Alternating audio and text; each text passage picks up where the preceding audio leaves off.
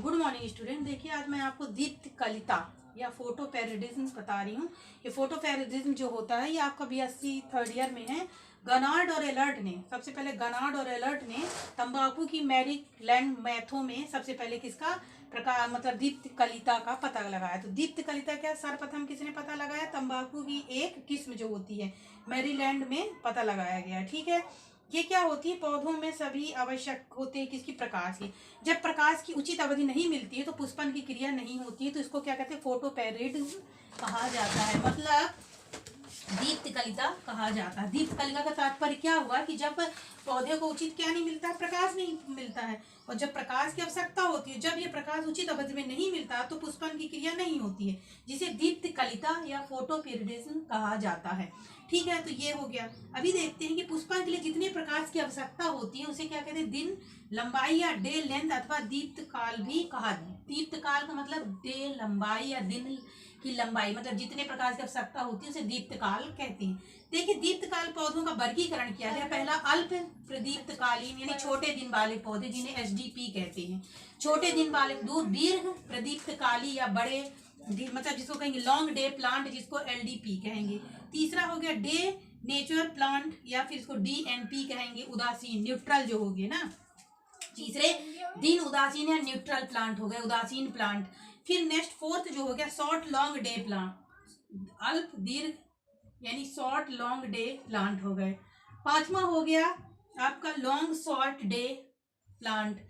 फिर नेक्स्ट हो गया इंटरमीडिएट प्लांट। तो ये इतने प्लांट होते हैं जो दीप्त कलिता प्रदर्शित करते हैं, अलग अलग होते हैं। अल्प दीप्त कलिता, दीर्घ दीप्त कली वाले, दिन उदासीन वाले, अल्प दीर्घ प्रदीप्त कलिता, दीर्घ अल्प प्रदीप्त कलिता और मध्यवर्ती दीप्त कलिता वाले। अब देखते हैं अपन सबसे पहले अल्प प्रदीप्त कलिता या छोटे दिन वाले पौधे, जिसको कहते हैं short day plant. Short day plant जो होती है इन पौधों में पुष्पन एक छोटे दीप्त कलिता की अवसर, मतलब ये तंबाकू के मैरीलैंड में तो जिनमें कुछ घंटे अंधेरे में रखा जाता है तभी, मतलब ये नहीं कि इनको 24 घंटे का लाइट दी जाएगी, 12 के 12 घंटे यदि इनको लाइट दी जाएगी तो इनमें पुष्पन नहीं होगा। इनको पुष्पन कराने के लिए तभी संभव होगा जब इन्हें थोड़ा लाइट कम या फिर उन्हें कुछ घंटे अंधेरे में रखा जाता है। ठीक है, जैसे सोयाबीन और बथुआ। विशेषता क्या होती है? पुष्पन के लिए प्रकाश महत्व नहीं रखता जितना लगातार मतलब अंधेरा ज्यादा इंपॉर्टेंट रखता है छोटे दिन वाले पौधों में। हिलमैन ने एक प्रयोग करके बताया कि यदि 8 घंटे प्रकाश और 16 घंटे अंधेरे में रखेंगे तो पुष्पन होगा। यदि 12 घंटे प्रकाश और 12 घंटा अंधेरा रहेगा तो पुष्पन नहीं होगा।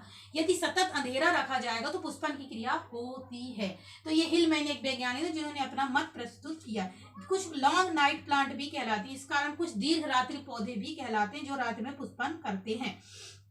ठीक है, तो पुष्पन जो होता है इसका एक क्रांति काल भी होता है। याद रखिए जो दीप्त कलिता होता है इसमें एक क्रांति काल होता है जो क्रिटिकल पीरियड कहलाता है, जिसमें ना तो ज्यादा प्रकाश और ना ज्यादा कम, एक निश्चित प्रकाश की आवश्यकता कहती है, उसको हम क्रांति काल भी कहते हैं। इसके बाद हो गया दूसरा दीर्घ प्रदीप्त कलिता, बड़े लंबे दिन वाले पौधे, एलडीपी भी कहेंगे इसको, लॉन्ग डे प्लांट। इनमें पुष्पन के लिए अधिक लाइट की आवश्यकता है, पुष्पन के लिए प्रकाश की अत्यधिक आवश्यकता होती है।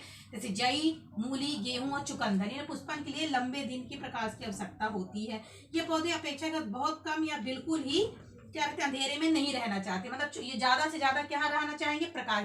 16 घंटे प्रकाश और 8 घंटे अंधेरे में पुष्पन करेगा। शॉर्ट डे में भी पुष्पन करा सकते, 8 घंटे प्रकाश 4 घंटे अंधेरा, फिर 8 घंटे प्रकाश और 4 घंटे अंधेरा में पुष्पन हुआ। सतत प्रकाश देंगे तो पुष्पन और अच्छे से होगा इसमें। ठीक है, ये मैंने ऐसे बताया। फिर इसके बाद क्या होता है, इनमें अल्प प्रदीप्त काल के बाद में कुछ अंधेरा हो और लाइट, मतलब पुष्पन के लिए इन्हें ज्यादा क्या आवश्यक होता है? लाइट की आवश्यकता ज्यादा होती है। यदि लाइट ज्यादा होगी तो पुष्पन की क्रिया अत्यधिक आसानी से करते हैं। ठीक है, और क्या होता है कि इन पौधों में क्या होगा? पुष्पन दिन लंबाई से नहीं बल्कि छोटी रात्रि की अवधि द्वारा होता है, मतलब छोटी रात छोटी होगी दिन बड़ा होगा, ऑफिशियल सी बात है कि इनमें पुष्पन ज्यादा अच्छे से होगा। फिर दिन उदासीन यानी जिसको कहेंगे न्यूट्रल, न्यूट्रल वो कहलाते हैं जिसे डीएनपी भी कहते हैं। इनमें विशिष्ट प्रकाश की आवश्यकता नहीं होती है। पुष्पन के लिए जो होते 24 घंटे, कुछ घंटों से लेकर 24 घंटे तक में ही ये पुष्पन कर सकते हैं। निरंतर प्रकाश और निरंतर अंधेरे की आवश्यकता मतलब पुष्पन नहीं करते हैं, मतलब इन्हें उदासीन, ना तो ज्यादा लाइट ना ज्यादा प्रकाश की आवश्यकता नहीं, जैसे कि खीरा, मक्का, कपास। ठीक है, ये इसके बाद हो गया अल्प अल्प दीर्घ प्रदीप्त कलिता। अल्प मतलब छोटा और दीर्घ मतलब ज्यादा। मतलब इसमें क्या होगा, अल्प दीप्त कलिता और फिर दीर्घ दीप्त कलिता। पहले तो कम प्रकाश की आवश्यकता होगी और बाद में फिर इसमें ज्यादा प्रकाश की आवश्यकता होगी। तो पहले कम प्रकाश की आवश्यकता होगी और फिर ज्यादा प्रकाश की आवश्यकता होगी। यदि यह क्रम उल्टा हो जाए तो दीर्घ और अल्प हो जाएगा। तो पहले ज्यादा प्रकाश की आवश्यकता हो जाएगी और फिर कम प्रकाश की आवश्यकता हो जाएगी। जैसे कैंटीडक्ट और सरद राई, इसके उदाहरण है सरद राई, ठीक है। सेकंड फिर हो गया दीर्घ और अल्प। अभी मैंने बताया कि यदि इसमें पहले ज्यादा प्रकाश की आवश्यकता होगी और फिर कम प्रकाश की आवश्यकता होगी, ठीक है। फिर अन्यथा दीप्त कलिता का इसका उल्टा क्रम हो जाए। पुष्पन दो प्रकार से किया जा सकता है, जैसे अजूबा और रात रानी, जैसे ब्रायोफाइलम और रात रानी। मध्यवर्ती वे कहलाते हैं अत्यधिक संवेदनशील होते हैं, एक निश्चित प्रकाश की आवश्यकता होती है, मतलब ये अत्यधिक सेंसिटिव होते हैं, ना तो इनमें ज्यादा लाइट और ना ज्यादा ही कम की आवश्यकता नहीं होती है। दीप्त काल में अकाइक अवस्था में रहते हैं, ठीक है। ये मिकेनिया और एंड्रोपोगन, मिकेनिया और एंड्रोपोगन इसका उदाहरण है। 12 से 14 घंटे दीप्त काल मिलने पर पुष्पन की क्रिया होती है। कम या अधिक प्रकाश में इनका कायिक अवस्था में ही रहते हैं, पुष्पन नहीं करते हैं, ये अत्यधिक संवेदनशील होते हैं। क्रांतिक अवस्था मैंने बता दिया कि प्रकाश की वह अवस्था कहलाती है जिसमें पुष्पन की क्रिया होती है, ना तो ज्यादा लाइट की और ना ही कम, यानी एलडी और एचडी बराबर होना चाहिए, उसे क्रांतिक काल भी कहा जाता है, ठीक है। अब आपको देखो एक चीज और मालूम होना चाहिए कि जो दीप्त कलिता जो होती है तो एचडीपी और एलडीपी, अल्प दीप्त कलिता और दीर्घ दीप्त कलिता। अल्प दीप्त कलिता जो होती है में क्रांतिक काल में कम अवधि की प्रकाश की आवश्यकता होती है, जबकि एलडीपी जो होता है इसमें अधिक प्रकाश की आवश्यकता होती है, ठीक है। अंधेरे में एक क्षण में भी प्रकाश पुष्पन को भंगुर कर देता है, तो पुष्पन नहीं होगा। यदि अंधेरे में थोड़ा सा भी प्रकाश इनको पड़ जाएगा तो इनमें पुष्पन नहीं होगा। और अंधेरे काल के द्वारा अगर पुष्पन थोड़ा अंधेरा रहेगा और लाइट नहीं मिलेगी तो इनमें पुष्पन नहीं होगा, ठीक है। तो ये हो गया क्या इसका दीप्त कलिता की मैकेनिज्म। देखिए दीप्त कलिता की जो मैकेनिज्म जो होती है ये फ्लोरोजीन नामक हार्मोन के कारण पुष्पन की क्रिया किसके कारण होती है, पौधों में पुष्पन की क्रिया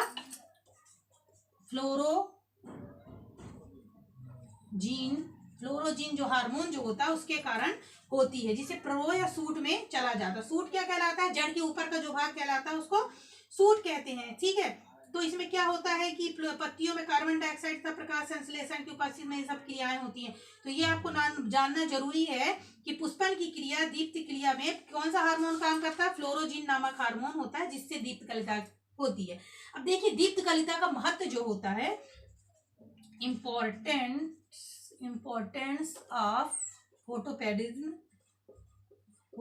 इम्पोर्टेंट जो होता है, तो पहला जो होता है इसमें पौधे एक वर्षीय और द्विवर्षीय पौधे और द्विवर्षीय पौधे को एक वर्षीय, पहले मतलब इसमें क्या इसका इंपॉर्टेंट क्या हो गई दीप्त कलिता की कि एक वर्षीय पौधे को द्विवर्षीय में और द्विवर्षीय को एक वर्षीय पौधों में भी बदला जा सकता है। दो विभिन्न जात के पौधों में पुष्पन कराया समय अलग अलग होता है, परागण तथा निषेचन की क्रिया संभव नहीं होती, परंतु दीप्त कलिता के द्वारा ये कराया जाता है, जिसे संकरण भी कहते हैं।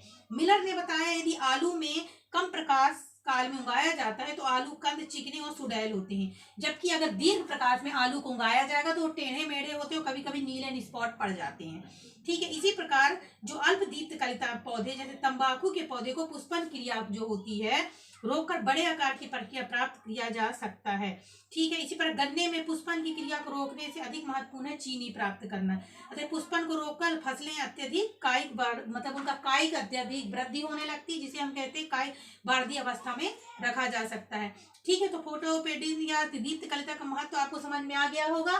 Thank you.